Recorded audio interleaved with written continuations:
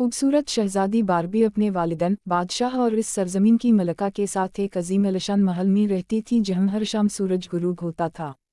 शहजादी को सब ने पसंद किया क्योंकि वो मेहरबान और नरम मिजाज थी और हमेशा बादशाही में भलाई करने की कोशिश करती थी। एक उम्दा दिन जब शहजादी महल के बागात के साथ चल रही थी, इसने खिड़की पर एक बेहोश दस्तक सुनाई। इसने ऊपर देखा और एक नौजवान को घोबघराली भूरे बालों के साथ देखा। इसकी तरफ पीछे मुड़ कर देखा। इसकी रोशन सब्ज आँखें थीं जो जवाहरात की तरह चमकती थीं। शहजादी अजनबी की अचानक ज़ाहिरी शक्ल से हैरान रह गई और इससे पूछा कि वो कौन है। इस नौजवान ने अपने आप को शहजादा इरिक के तौर पर मुतारिफ कराया, जो इसकी हमसाया बादशाही का बेटा था। वो शहजादी और इसके लोगों को अपनी खिदमत पेश करने आया था।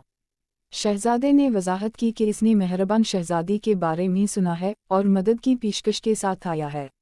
इन्होंने तजवीज़ पेश की कि वो अपने फ़ौजियों की फ़ौज को बादशाही में ले आएं ताकि फसलों और मवेशियों को हमला आवरों से बचाया जा सके।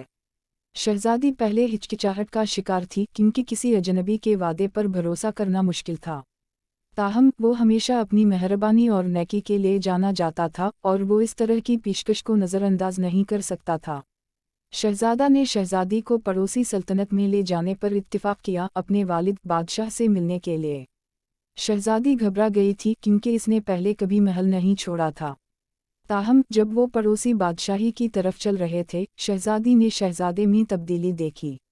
वो अब खौफनाक तौर पर ताकतवर नहीं लग रहा था। इसके बजाय वो मेहरबान और नरम लग रहा था। इसकी आँखों में वही चमक थी जो इसने बागात में देखी थी। सफ़र थका देने वाला था, लेकिन शहजादी खूबसूरत बादशाह और इसके मेहरबान बेटे से मिलकर खुश हुई।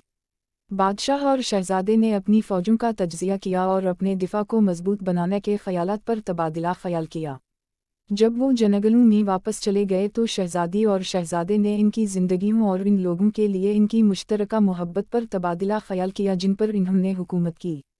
इन्होंने दरियाफ्त किया कि इनमें बहुत सी चीज़ें मुश्तरक हैं। वो दोनों ज़मीन से मोहब्बत करते थे, वो दोनों मेहरबानी की कद्र करते थे और वो दोनों इनकी हिफाजत करना चाहते थे जिनकी इन्हीं परवाह थी। शहजादी और शहजादा मोहब्बत में पड़ गए और जल्द ही लाजिम वाओ मुलज़ूम साथी बन गए। वो खेतों में घोड़ों पर सवार होते थे, एक साथ गुरूब आफ्ताब देखते थे और एक दरख्त के साए में दोपहर का खाना बांटते थे।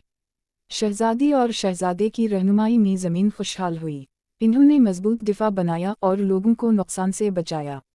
लोग इन दोनों से प्यार करते थे और बादशाही उमन में थी। एक दिन शहजादे के वालिद ने अपनी कामयाबी का जश्न मनाने के लिए एक अजीम दावत का मुतालबा किया। शहजादी घबरा गई थी क्योंकि इसने पहले कभी ऐसी दावत की मेज़बानी नहीं की थी। ताहम शहजादा ने इसे यकीन दिलाया और कहा कि वो तमाम होस्टिंग करेगा। शहजादी ने देखा कि शहजादा खुद खाना पकाता है और पेश करता है। इसे एहसास हुआ कि वो एक हकीकी रहनुमा है और वो किसी भी सूरत-ए-हाल को फजल और वक़ार के साथ संभाल सकता है। जब वो मेज़ के गर्द बैठते थे तो शहजादी और शहजादे की मोहब्बत गहरी होती गई। इन्होंने अपने ख्वाबों और अपने हतमी अहदाफ के बारे में बात की। शहजादी ने शहजादे से पूछा कि क्या वो इससे प्यार करता है और इसने कहा कि इसने किया। इन्होंने एक दूसरे से अपनी मोहब्बत का वादा किया और अपनी मंगनी का ऐलान किया। बादशाही बहुत खुश थी और लोगों ने खुशी मनाई। इन्होंने अपनी मोहब्बत और कामयाबी का जश्न मनाया और बादशाही एक बार फिर उमन में थी। मंगनी की रात शहजादी और शहजादा बागात में चलने के लिए अपना महल छोड़ गए।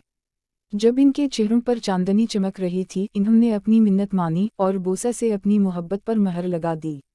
इस दिन से शहजादी और शहजादे ने शौहर और बीवी की हैसियत से मिलकर बादशाही पर हुक्मरानी की।